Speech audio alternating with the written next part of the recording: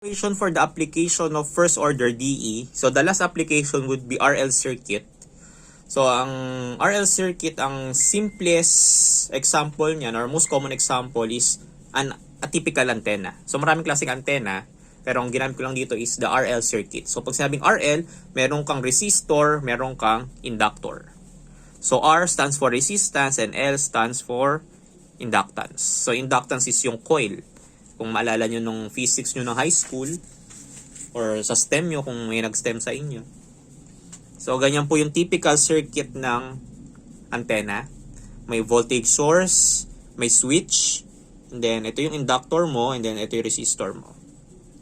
So, sabi dito, at T0, pag sabi yung T0, open pa yung switch, hindi pa gumagana yung circuit.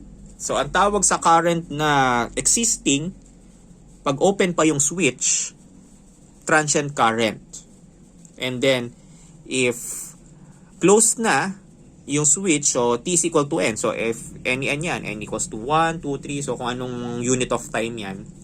So, pag naka-close na yung switch, ang tawag na ron is steady state current. So, the DE using Kirchhoff's law, pag sabi Kirchhoff's law, ito yung circuit analysis na concept. So, dinefine ko lang dyan. So, ang concern lang naman natin dito is the DE. So, the DE using Kirchhoff's law for RL circuit is equal to Ri plus LDI over dt is equal to V. So, ito yung resistance, ito yung inductance, I is the current. Current with respect to time, itong di dt is equal to voltage. So, voltage usually is constant. So, example, find the current I of an antenna if the resistance is 10 ohms, the inductance is 3 henries, from a source of 50 volts at I is equal to 0, So, sabihin dyan, ang I is equal to 0 if T is equal to 0. So, anong klaseng current yung hinahanap natin dito? Ang hinahanap natin dito is the transient current. Kasi ang time mo is equal to 0. So, ang D is Ri plus LDI over dt is equal to V. So, substitute mo yung given values. 10 for the resistance, 3 for inductance, and then voltage is 50, di dt. Ang hinahanap mo is current, diba? So, wala ka talagang value for I. So, simplifying further, 3di is equal to, 3di dt is equal to 50 minus 10i. So, inikot ko na siya. And then, separate mo. So, sineparate ko na. So, di over 50 minus 10i. So, cross multiplication lang. And then yung dt inangat ko dito, tapos dinivide ko yung 3 niya. Kaya naging ganito yung itsura na equation. And then integrating both sides. So ito is magiging negative 110 ln ng 5 minus i. And then ito is magiging 1/3 t plus c. So may plus c ka dito, pero di ba usually isang side lang. So yan yung magiging general solution mo. Ito. So may given ka na initial condition, di ba? If I is equal to 0, T is equal to 0. So, ito na yon, initial condition. So, I equals 0, T is equal to 0. Ang makomong C is negative ln ng 5 over 10. So, yun, ilagay mo sa general solution. Kaya magiging ganito yung particular solution mo. Negative 110 times ln ng 5 minus I is equal to 1/3 T plus negative ln ng 5 is equal to 10, over 10. So, simplifying further, ginawa ko, multiply ko na negative yung buong equation, negative 10. So, naging siyang ganito. ln ng 5 minus I. So, lagyan na natin dito, mga kalimutan ko. So, absolute value pa nga yan dapat eh. Anyway, ln ng 5 minus I is equal to negative 10 over 3t plus ln ng 5. So, rearranging the equation, naging ln 5 minus I minus ln ng 5 is equal to negative 10 over 3t. So, ito is property ng ln. Pag sinubtract mo, i-divide mo. So, naging ln ng 5 minus I over 5 is equal to negative 10 over 3t. So, ang hinanap mo is I, di ba? So, paano mo mahanap yung I? Mahanap mo yung I using raise mo sa E, yung buong equation. So, raising the equation sa E, magiging ganito yung tsura niya. So, kasi di ba wala ln. So, naging ganyan siya. Simplifying further, mo komong I is 5 minus 5e raised to negative 10 over 3t. So, yun yung magiging sagot. Next topic. Second order linear DE. So, ito, actually, madali lang siya kasi dito hindi na tayo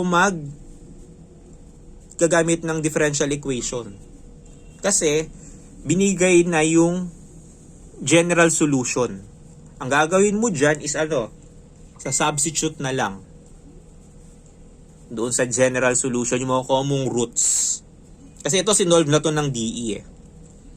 So, dito, to solve the second order linear. So, yan sinabi, second order linear DE. So, paano pag D-linear? So, yun yung mga next topic natin. So, second order linear DE, so ang equation niya daw is AD square A times second derivative of y over with respect to second derivative of x plus b times dy over dx plus cy is equal to 0.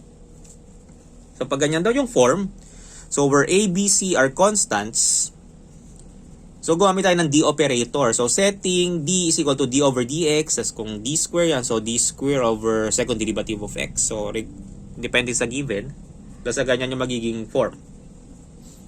So, write the solution in d operator form. So, yung kanina, ito siya, di ba? Balitan natin d operator form, magiging lang ad square plus bd plus c times quantity y is equal to 0. Then, substitute m for d and solve the auxiliary equation. So dito, di ba, in-express mo in terms of d, kaso may y ka. Ang kunin mo lang yun nasa loob ng parenthesis. Tapos yung d, kung sa comfort mo lang para di ka malito, substitute mo ulit siya sa m. Kaya magiging auxiliary equation mo is am square plus bm plus c. So nawala lang dito itong y, kaya ginawa ko ganito. Pero nasa iyo yun. Kung ayaw mo, pwede rin naman. Basta kukunin mo dyan yung roots. So meron kang tatlong scenario dyan. Una, if roots are real and different. Since second order siya, example quadratic yan, so makukuha mo yung roots, di ba? So dito, ang unang scenario mo, if roots are real and different, wherein yung discriminant is equal to b square is greater than 4ac, yung general solution is y is equal to a e raised to ax plus b times e raised to bx. So dito, yung a tsaka b, yan yung roots na masosolve mo. As is na yung e, tsaka yung mga x na yan, depende pa rin kung ano yung given na dependent siya independent variable. So, ito yung independent variable mo, ito yung mga independent variable, yung x.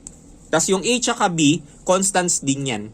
So, sa ibang book, minsan sinasabi dyan C1, tapos yung b C2.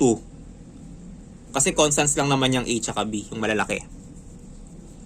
Yung small letter, yan yung roots. So, yung pangalawang scenario, roots are real and equal. So, b squared is equal to 4ac. Ang general solution is y is equal to quantity ax plus b times e raised to ax. Since ang root mo is parehas, kokopyahin mo lang. Ito lang yung root mo, di ba? Kasi pumatak dyan yung a is equal to b. Kaya nilagyan na rito as a. So, yan yung form niya. So, third scenario is Third scenario is root are imaginary and complex, meaning b square is less than 4ac. So, makomong roots dyan is m is equal to a plus minus bi. Ang general solution is y is equal to e raised to ax times quantity c cosine dx plus d sine dx. So, yung c tsaka d, constant din niya. Parang yan yung a and b kanina, yung capital letters. So, constant yan. Pwede yan maging c1, c2, yung capital letters. Yung bx, eto yan. Yung katabi ng complex number na i. Yan yung b. So, regardless kung positive or negative siya, kopyahin mo lang yung b. And then, ito yung a. Yung real part. Di ba? So, example number 2. Solve the DE 2d square y over dx square plus 5dy over dx minus 3y. So, this is a second order linear DE. Ang gawin mo is the operator, di ba? So, magiging siyang 2d square plus 5d minus 3. Tapos, quantity y is equal to 0.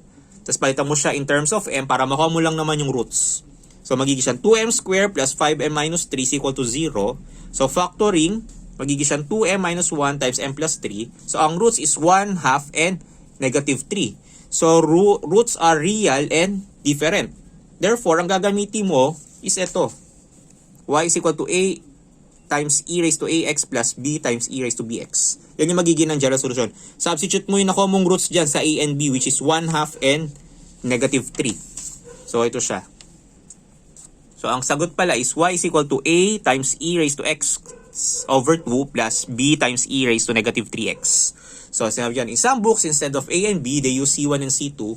So, pwede mo rin sabihin na y is equal to c1 times e raised to x over 2 plus c2 times e raised to negative 3x. Example number 3. Solve the DE y double prime plus 10y prime plus 25y is equal to 0. So, instead na d square over dx square, mga ganon, ito naman in terms of prime. So, magigila siyang d square plus 10d plus 25, quantity y is equal to 0. So, gawin mo lang siyang m. So, magiging siyang m square plus 10m plus 25 is equal to 0. So, factoring that, magiging siyang m plus 5 times m plus 5 is equal to 0. So, roots are real and equal, which is negative 5. Parehas, di ba?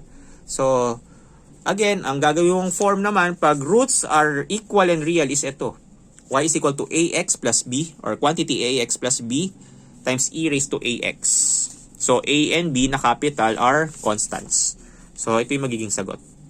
So, y is equal to a, quantity ax plus b times e raised to negative 5x, or y is equal to c1x plus c2 times e raised to negative 5x. So, example number 3, wherein roots are the same, real and equal. So, next example. So, find the complete solution of the equation y double prime plus 2y prime plus 5y is equal to 0. So, pag pinalitan mo yan in the operator form, so magiging siyang d square plus 2d plus 5 times y is equal to 0. Then, change mo yung d to m, kasi tatanggal natin yung y. So, magiging siyang m squared plus 2m plus 5. So, factoring that, or hindi mo factoring, using quadratic equation, ang makukuha mong roots are negative 1 plus 2i and negative 1 minus 2i. So, meron sa calcu niya pagkuha ng roots. Pag-aralan, alam niyo naman siguro yun. Pero kung wala kayong ganung calcu, kunin niyo yung yung quadratic equation, diba? Para makuha yung roots. So, roots are imaginary. So, ito yung magiging form niya, diba? Y is equal to e raised to ax times c cosine bx plus d sine bx. So, ito yung magiging A, ito yung magiging B. So, ang A mo is negative 1 and B is 2. Huwag mo lang sundin yung plus minus. Basta 2. Yun yung B mo. So, roots are imaginary. So, y is equal to e raised to negative 1 times x times quantity c times cosine 2x plus d sine 2x. So, equals siya dito. So, y equals e raised to negative x times c. So, ito is quantity, ha? Nakalimutan kong yan. So, may quantity yan. So, y is equal to e raised to negative x times quantity c cosine 2x plus d sine 2x. So, ito yung b mo, di ba? Ito yung a. Then, or, pag sa ibang book kasi, sabi ko nga, hindi siya gumagamit ng a, b, c, d na capital. Usually, c1 or c2. So, ito yung magiging sagot. E raised to negative x times quantity c1 cosine 2x plus c2 sine 2x. Example number 5. Find the solution for 4y prime plus 16y prime plus 17y is equal to 0. For y is equal to 1 when t is equal to 0. And y is equal to 0 when t is equal to pi.